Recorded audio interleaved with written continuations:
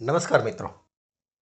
ચાલો આજે આપણે જોઈએ કે આપણે એસએલબીની અંદર કોઈ બી પાર્ટનર આપણી સાથે જોઈનિંગ થાય છે અને એમની જે 40% રેફર ઇન્કમ આપણને મળે છે, તો એ ઇન્કમને આપણે વિથડ્રોલ મારવી કે આપણા મેઇન વોલેટની અંદર લેવી, એ કઈ રીતના લેવી તે હું તમને આજે શીખવાડું.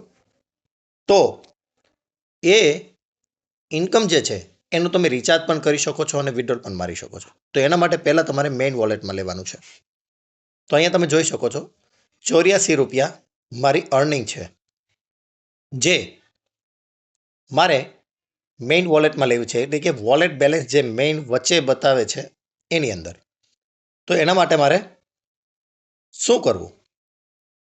અહીંયા તમને 4 ઓપ્શન બતાવવામાં આવે છે.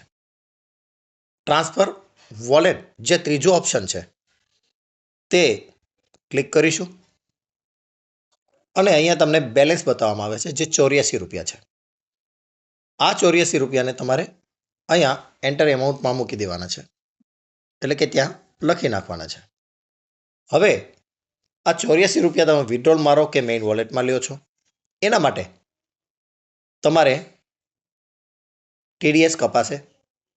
તો અહીં નીચે ક્લિક કરશો એટલે ઓટોમેટિકલી 4 રૂપિયા ને 20 પૈસા કપાઈ જશે અને ટ્રાન્સફર ટુ વોલેટ એટલે કે તમારા મેઇન વોલેટની અંદર તમારે આ ટ્રાન્સફર થઈ જશે.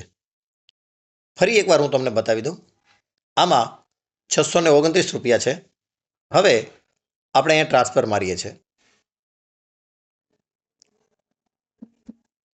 આ 84 રૂપિયા ટ્રાન્સફર મારું છું, એટલે ટોટલ ટ્રાન્સફર મારા 79 ને 80 પૈસા ટ્રાન્સફર થઈ જશે.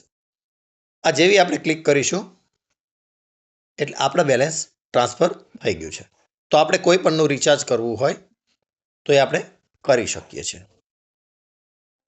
અહીંયા તમે જોઈ લો 709 રૂપિયા થઈ ગયા. તો આ રીતના પણ તમે તમારી ઇન્કમ આવેલી જે છે તે ટ્રાન્સફર કરી તમે એને રિચાર્જ કરી શકો છો. જય હિન્દ, જય ભારત.